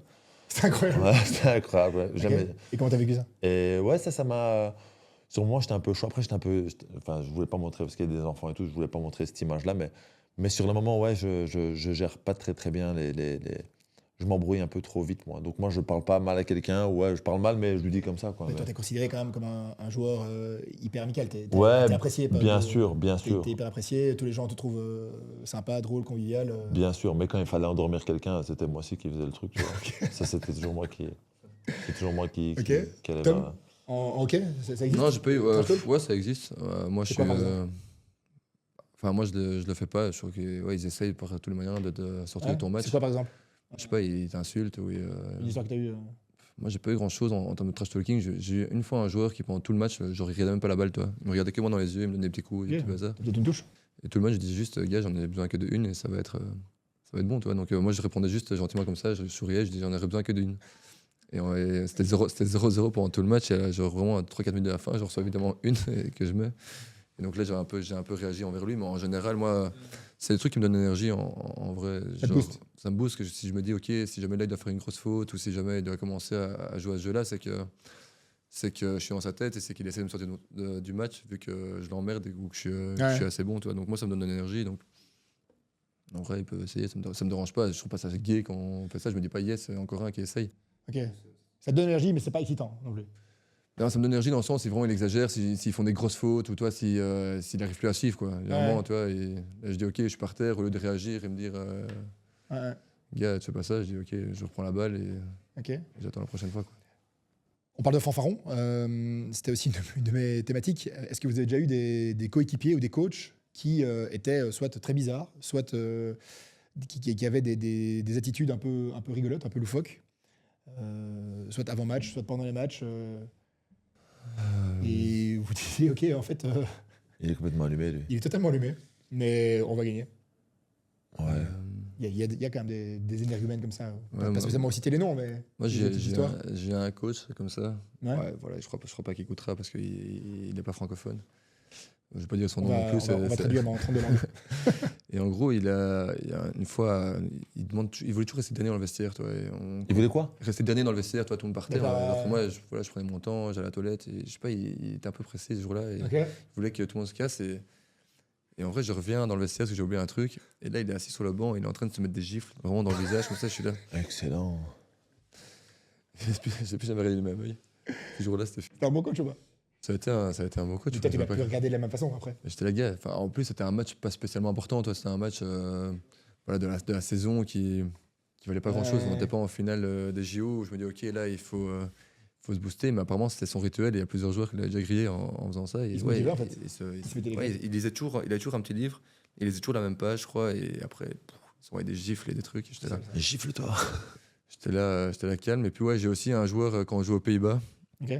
où voilà, il trouve que dans le vestiaire c'est un peu trop calme alors que c'est un match important contre, c'est un peu le derby. Ouais. Et là, il demande à un joueur de mettre une gifle devant tout le monde et il commence à crier. Donc j'étais là, moi, j'étais avec Simon. J'étais gay, qu'est-ce qu'il me fabrique Simon, ici oui. Ouais, j'étais qu'est-ce qu'il me fabrique. Genre, vraiment, il m'a sorti de mon match sans fou rire et l'autre, il se mettait des gifles aussi. J'étais là. Donc Ok. là, c'est des attitudes un peu bizarres que j'ai eues dans le vestiaire, mais pour le reste, c'est assez relax. Ok. Steph? Non, franchement, vu que je dois certainement en avoir, mais j'ai dû oublier parce que. Mais jamais, j'ai pas eu. T'as pas eu un coach totalement allumé ou qui pétait des zines ou des très mauvais coachs? Tu dis, coach, réveille-toi là. De mauvais coachs, j'en ai aussi, mais non, enfin, la plupart des coachs chez nous, c'est vraiment des mecs qui sont en fond dedans, tu vois, Ouais. mais c'est souvent positif, quoi. C'est souvent positif, ou en tout cas, il y a eu des coachs assez violents, agressifs et tout, mais rien d'incroyable, je trouve, non. Ok. Là, vous êtes en fin de carrière, on va dire. Je sais pas Qui a dit combien ça de temps, Qui a dit ça en début de carrière. Vous êtes en Ok, début de carrière. merci, là, on est bon. Je sais qu'il y a d'autres sports à côté qui sont très similaires et sur lesquels vous êtes actif ou un peu moins actif. Il y a le hockey en salle. Est-ce que c'est une alternative pour continuer ta carrière? Non. Il y a le 3 contre 3. Ça bat les couilles, moi je joue au paddle, moi, non. Je suis P2000. Non, c'est vrai que il y a le 3-3, bien 3 sûr. contre 3, Ouais. K54, ça reste récréatif Oui, ou oui. pas? Bah oui, mais bon, K54, ça joue, mec, hein. Ouais. Ça joue une équipe de K54, tu joues ici en Belgique, tu joues en D1, hein. C'est qui les gars de K54 de... Ah, mec, l'équipe de France, ils jouent tous au K54 Ouais. avec des pros, hein, c'est fini. Toi, t'as joué contre qui là-bas? Contre tout le monde, mec. J'ai joué contre toute l'équipe de France, contre tout le monde. Contre des mecs qui jouent en NBA, des mecs qui jouent en Euroleague. Ok. Et là, t'es invité en fait. Moi, je fais à chaque fois partie d'une équipe. Donc là, je suis avec une équipe de Français, le Cartel, avec des mecs qui jouent en Euroleague aussi.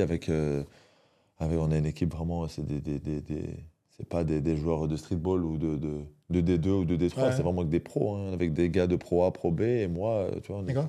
Et donc 3 ça contre joue 3, quand même. moi j'ai la chance, je suis arrivé la première année de 3 contre 3, je suis champion de Belgique avec toi en 3 contre 3. Brice, tu as participé à un tournoi avec moi qu'on a gagné, c'est vrai. C'est vrai. Le 3 contre 3, c'est un sport qui va pop-up, qui va glow-up. Je pense que, comme le hockey il y a quelques années, Ouais. ça a pris un gros coup de l'essor. boost. Vraiment. Moi, j'ai eu la chance de faire championnat d'Europe et tout ça. Je devais partir au JO la même année que toi à Tokyo. Mhm. C'est à Tokyo, c'est ça? Ouais. Ouais, je devais aller là, mais je me suis blessé au genou, j'étais opéré, j'étais out pendant 7 mois. Avec Max de Paris. Non, c'était pas avec. Non, C'était la avec, team inverse. Ouais, c'était Team avec Antwerp, Team ouais. Antwerp qui après sont partis. Eux, ils ont fait des très bons résultats là-bas aussi. Mais non, franchement, le 3-3, c'est un sport très intéressant, surtout pour nous qui sommes en fin de carrière. Parce que disons que tu peux un peu plus tricher, tu peux un peu plus agripper, ça joue beaucoup plus physique. Le plus street.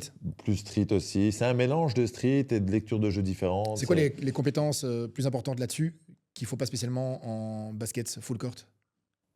Pour moi, je pense que c'est le physique. Le physique, tu peux avoir il y a des mecs en D1, ils ont des physiques fatigués, mais ils arrivent à avoir un spot ou un rôle. Tandis qu'en 3-3, si t'es pas physiquement, si t'es pas là, ben tu t'en prends. Ok. Il t'affiche directement, t'en C'est prends plus plein. intensif. Après, ça va, plus c'est intense. assez court quand même comme match. Ouais, c'est court, enfin c'est premier à 21 ou c'est 10 minutes. Mais bon, C'est intense, c'est pas cardio c'est sur le long intense. terme. Non, mais c'est super intense. cardio parce que ça n'arrête pas. Ça n'arrête Ok. pas. T'as pas de. Tu vois, un 5-5, il y a lancé franc, il y a Mhm. ci, il y a ça faute, ça met du temps mort, rentrée. Là-bas, il n'y a pas. Ça joue boum boum. T'as des attaques de 12 secondes, ça va super vite, c'est super intensif, c'est super. Très intéressant comme sport en tout cas. Ok, on a parlé du camp. Je voulais aussi que tu fasses un petit mot sur Bruxelles 360. Ouais. Sur l'académie. Donc, ça, c'est mon club, mon académie. C'est un petit peu ce que j'ai créé cet été, l'été passé. C'est quoi le concept? Le concept, c'est comme ce que Tom expliquait. Moi, j'essaie aussi un petit peu de rendre un petit peu ce que le basket m'a offert à moi. J'aimerais bien le rendre un petit peu plus jeune aussi. Leur offrir une structure où ils peuvent venir et vraiment être bien encadrés avec des bons coachs. Nous, niveau matériel, on n'a pas vraiment besoin d'autant de matériel. Nous, c'est plus des bons coachs, des entraînements vraiment intéressants pour eux. Leur apprendre un petit peu aussi les valeurs de la vie aussi. Mhm. Moi, j'ai beaucoup de discussions avec des joueurs qui arrivent en retard et tout. Moi, j'avais pas cette chance-là. Moi, j'arrive en retard. On me dit, vas-y, entraîne-toi, c'est pas Old grave. school. Voilà, on était un peu livrés à nous-mêmes. Il n'y a personne vraiment pour nous encadrer. Mhm. Moi aussi, je propose aussi des entraînements individuels aussi pour ceux qui veulent vraiment s'améliorer ou vraiment progresser ou affûter leur jeu ou quoi que ce soit, tout ça aussi. Et là, ça va, c'est la première année. J'ai déjà 70 jeunes. Ok. J'ai 5 équipes. Donc Ça une commence. centaine d'inscrits en un mois finalement, parce que la saison a Ouais, commencé, quoi. ça a été très très vite. Je pensais pas que ça allait. Il y a encore la place à Bruxelles ou en Belgique pour des clubs comme toi? Il y a de la place, bien sûr. Je pense qu'il y aura tout le temps de la place parce qu'il y a beaucoup de demandes aussi. Maintenant, faire les choses bien, c'est le plus dur, je pense. Et c'est ça que moi, j'essaie de vraiment faire.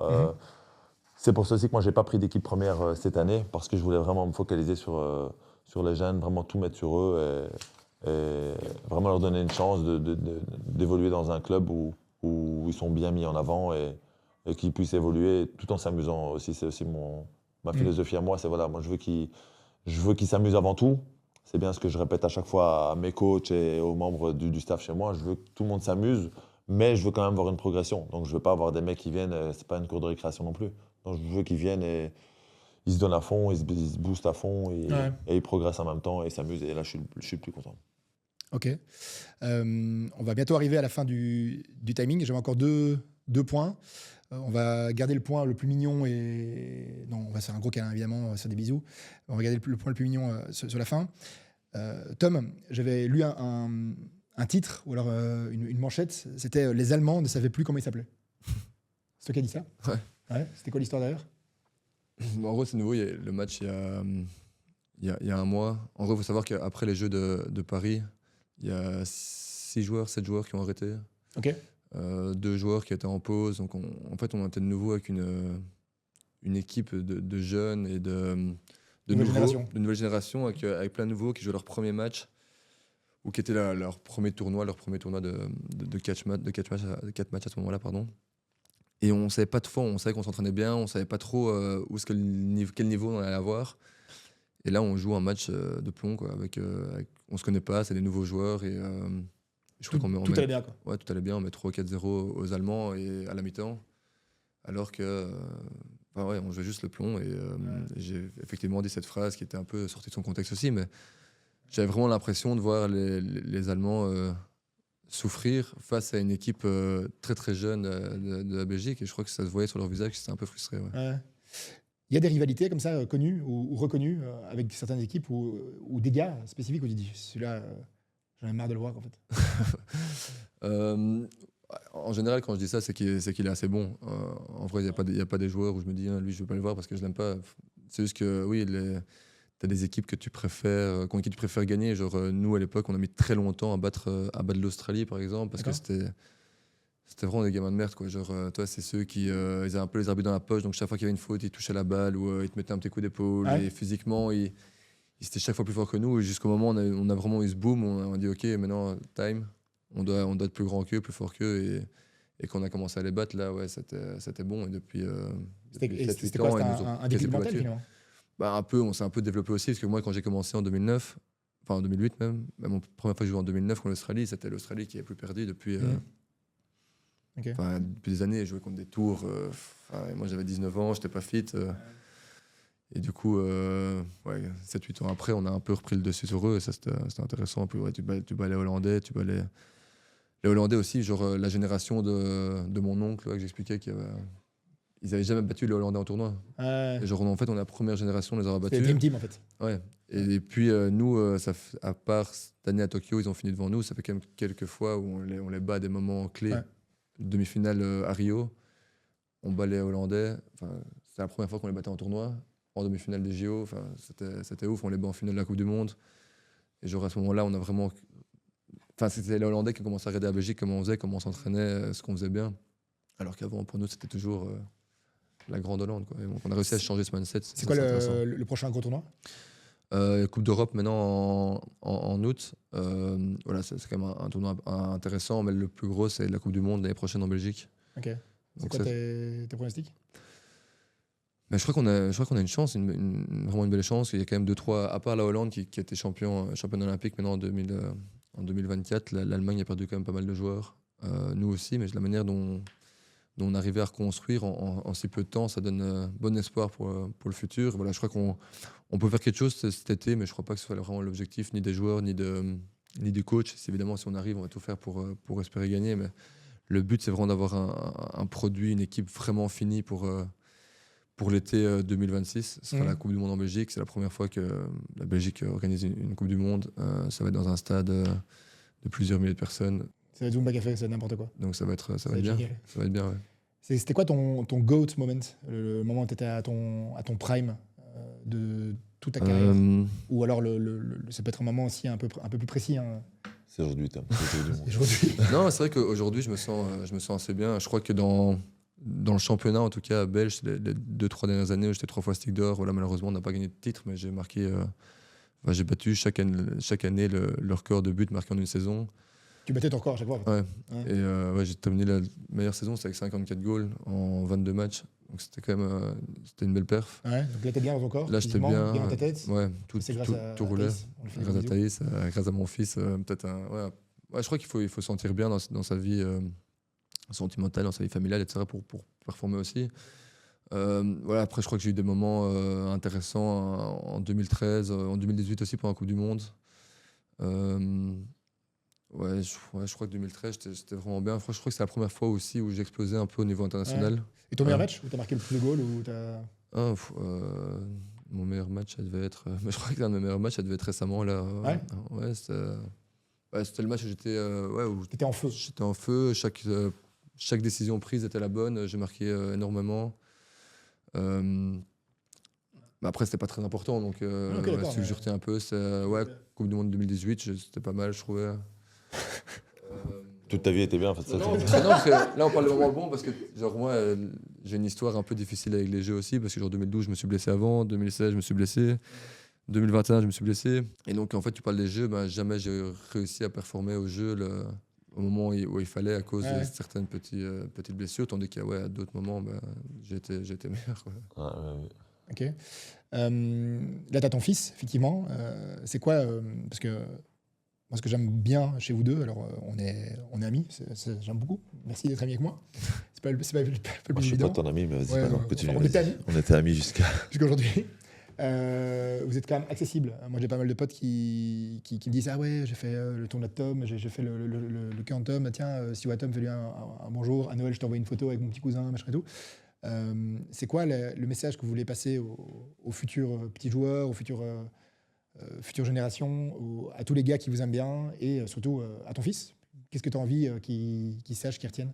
Moi, je crois que ce qui est réellement important, c'est pas de se prendre la tête, de pas se croire plus important ou meilleur que ce que tu es vraiment. Moi, je crois que je suis une personne complètement lambda qui a juste la chance de faire de sa passion son métier. Après, oui, je suis reconnu dans un milieu très spécifique du hockey dans le monde entier. Mm-hmm. Mais voilà, j'en parle de temps en temps avec mon coach aussi, où je lui dis, en fait, moi, je me rends pas compte de ça. En fait, je me rends pas compte que tu as des centaines de gosses qui ont des posters de moi dans leur chambre, qui me vénèrent et qui... Moi, j'ai pas ça dans ma chambre. Qui osent pas venir me parler quand je suis à côté d'eux. Et justement, moi, j'insiste chaque fois que je croise... C'est pas que j'aime bien, c'est que ça me dérange en tout cas pas. Non, mais je t'aime bien, t'es accessible. Oui, je suis accessible parce que forcément, je crois que ça fait partie du job aussi de se dire, je vais pas commencer à dire non, je te cause pas alors que le kid il a 5 ans et qu'il rêve d'un autographe. Donc forcément, je suis accessible, mais je me rends pas compte de l'impact que je peux avoir sur certains enfants parce que voilà, je crois que la différence du hockey ou peut-être du basket en Belgique, c'est que voilà, on est l'idole principalement d'enfants. On n'est pas comme des footballeurs ou des trucs où tu es vraiment des adultes qui les idolâtrent. Donc c'est plus des enfants, des gens qui espèrent arriver à notre niveau ou qui aiment bien notre style de jeu ou qui aiment peut-être bien justement simplement la personne aussi. Et juste d'être relax et de se dire en fait voilà, on est tous égaux et ça c'est un truc auquel je pense vraiment et parfois j'en suis gêné, hein, même parfois des gosses où je suis acclamé, où j'arrive à un endroit et t'as des gosses qui se jettent ou qui veulent les signatures. Moi je suis là en fait. Par moment j'aimerais bien que ça arrive pas, mais après comme je dis, je vais faire mes courses relax, il se passe rien, j'ai une vie complètement normale. C'est juste dans les clubs de hockey à des moments spécifiques où c'est un peu plus chargé autour de moi, mais pour le reste. Ok. Maintenant que j'y pense, c'est vrai que j'avais promis de faire signer la balle au petit Gaspard. C'est son anniversaire, il t'aime bien. Moi aussi, il en a Fake. bien, mais il en a la faute d'avoir un autographe. Petite parenthèse, après, on va aller. Merci, ma biche. Ah, t'as mis un zizi? À quoi? Un zizi? Non, je rigole. Non, mais je vois pas quoi tu fais allusion. On dirait, hein? Non? Je sais pas. Non, Montre-moi. c'est On mon- pointe. c'est mon numéro 27. Ah, tout quoi. à fait, on dirait. Ton numéro de téléphone? Bien. C'est mon numéro de Numéro maillot. 27. Merci, Tommy. Petite parenthèse, justement, on parlait des JO. C'est qui la personne. Donc, tu parlais d'être impressionné, donc les gosses de 5 ans qui te voient, etc. Toi, tu étais aussi impressionné quand tu as vu des gars au JO? LeBron James, je me rappelle que tu m'avais aussi envoyé. Non, c'était Kobe Bryant. Ah, Kobe Bryant, pardon. Ouais. Et je crois que ce jour-là, c'est la première fois où on s'est rencontrés en vrai dans une pendaison de crémaillère, je sais plus trop. C'est ça. Et en fait, on Il y revenait avait des Kobe, jeux. il y avait Kobe, toi, moi. C'est ça. Et donc, on parlait des jeux. Toi, tu m'as dit, putain, mais moi, si je joue au basket, etc., fan de Kobe, je dis, putain, c'est incroyable. J'ai réussi à l'avoir pendant la cérémonie d'ouverture. Et donc, lui, c'était quand même quelque chose, surtout après ce qui est arrivé après, forcément, ça reste une photo qui me tient à cœur. Et puis là, récemment, j'ai vraiment essayé de faire une photo avec LeBron au JO de 2024, mais il était inaccessible. Ouais, je l'ai un peu en C'est quoi selfie. inaccessible? Il y a trop de gars autour. Mais en gros, le seul moment où il était dans le village, c'était parce qu'il était pour le drapeau de la cérémonie. Ouais, juste. Et donc, il est venu dans le village. Donc, moi, je me suis C'est un sur le péniche, peu. pas sur les. Ouais, je me suis mis un peu le bateau. devant leur building et je l'ai un peu attendu pour voir s'il y a moyen de faire quelque chose. Mais en plus, ce jour-là, il trashait, donc il a mis son poncho et il avait des gars autour de lui et il a foncé. Sinon, ouais, moi, j'aimais bien les tennismen. Roger, j'ai jamais eu, mais Nadal Ouais. et là, Alcaraz, et puis un ou deux golfeurs qui étaient super sympas parce que dans le village, mine de rien, Et dis que t'étais 6. non, j'ai pas dit. Non, mais genre, tu prends un John Ram ou un truc, évidemment, il est connu dans le monde entier, mais au jeu, il est pas. Il y a moins de gens qui sont intéressés par le golf que ça. Ouais, Tandis bien que sûr. Nadal, truc, il faisait des centaines de photos. Chaque fois qu'ils allaient bouffer, ils devaient s'arrêter tout le temps. Donc, il y a un moment, enfin, pour eux, ça doit être un peu chiant. Sinon, ouais, les golfeurs, les joueurs de tennis Ok. et Kobe, c'était un peu mes highlights des jeux en termes de personnalité connue. T'étais la petite nymphe, t'étais hyper Mais non, en vrai, la chance que j'ai avec Kobe, c'est que ça fait vraiment par hasard. Quoi. On est avec Simon à la cérémonie d'ouverture des JO de 2012. Ouais. Et en un coup, on se retourne et il est vraiment là. Quoi. Donc là, je dis, T'es obligé. go. Ouais, Hey, Kobe was there, man. Ouais, bro, ouais. c'est une chance énorme parce que là, en plus, tout le monde le cherchait. C'était un peu la star des JO de 2012. Ok. Steph, ton GOAT moments, ton prime moments de toute ta carrière? Je pense qu'on en a déjà discuté là tout à l'heure, mais ouais, je pense que pour moi, c'était à l'époque où je jouais en Suisse Ouais. ou à Louvain. Ça doit être là. Où Ou juste là, moi, c'était assez court, moi. J'ai Ok, pas eu c'est j'ai pas eu un prime super long, j'ai trouvé. En tout cas, moi, il y a eu des décisions qui ont fait que ça s'est arrêté un peu trop rapidement. Par exemple, moi, ce qui m'a un petit peu... où c'est un peu foiré, c'est moi, j'avais un contrat de 3 ans à Charleroi. Ok. Et la première année, j'étais placé en Suisse, où ça s'est très bien passé. J'ai fini meilleur européen au poste 4 du championnat. Et puis, j'avais pas mal d'offres en Suisse, où le basket là-bas, ça me parlait beaucoup, j'aimais bien. C'est un peu une manière différente d'ici. Et puis, il y avait des équipes qui jouaient des Coupes d'Europe et tout, qui voulaient me signer là-bas. Mais il y avait eu un buy-out dans mon contrat qui était de 100 000 euros. Et il n'y a aucun club en Suisse qui pouvait me payer mon contrat plus 100 000 euros en plus, c'était trop. Du coup, je me suis retrouvé à Pepinster par après, où ça s'est très bien passé aussi, hein, mais bon, ça aurait pu se passer différemment, je pense, si j'étais resté en Suisse. Toi, tu as une aura avec les enfants, avec les jeunes. Tu donnes beaucoup. Tu adores justement ce contact. C'est quoi que tu voudrais justement dire et faire passer comme message, partager aussi pour Louis, pour ton fils? Peut-être des choses que tu voudrais dire, ok, ça c'est absolument à retenir. Et c'est ce qu'il faut, c'est ce sur quoi il faut capitaliser pour la suite. Ouais, je vais peut-être un petit peu rejoindre ce que Tom disait. Pour moi, c'est plutôt vraiment ce que je leur conseillerais, c'est vraiment de s'amuser, un max, s'amuser, mais peut-être juste faire la part des choses, quoi. Donc il y a un moment pour s'amuser, ok, mais il y a un moment pour être sérieux et juste essayer d'arriver à faire la part des choses et tout en s'amusant, mais quand même faire la part des choses en restant quand même carré et faire les choses bien et les faire à fond en tout cas. Tout ce que je peux dire, faire les choses à fond, s'amuser, pour moi c'est tout ce qui est important et qu'on s'y retrouve là-dedans et c'est bon pour moi. Ça marche. Tu veux aussi signer mon ballon? J'ai pas trop envie, mais si tu veux vraiment, vas-y. C'est un nom du club en plus, donc Je signe ça. on pourra plus jouer avec. Bolland, j'écris Bolland. Ouais, qu'est-ce que tu veux. Merci les gars, merci les biches. Merci à toi. J'espère que vous avez passé un bon moment. Je sais que de nouveau il y a un fil rouge et puis finalement on va un peu dans tous les sens. Merci pour, merci pour les bonnes vibes et on se revoit très rapidement sur le parquet et nous on se voit à Coupe du Monde. Je crois que je vais venir jouer. Je pense que je vais être sélectionné aussi. Sur le petit terrain à côté. Je serai là en tout cas. Très bien. Je serai là. On peut arranger ça, mec, t'inquiète. Merci les boys. Brice, merci à toi. On coupe? On est bon?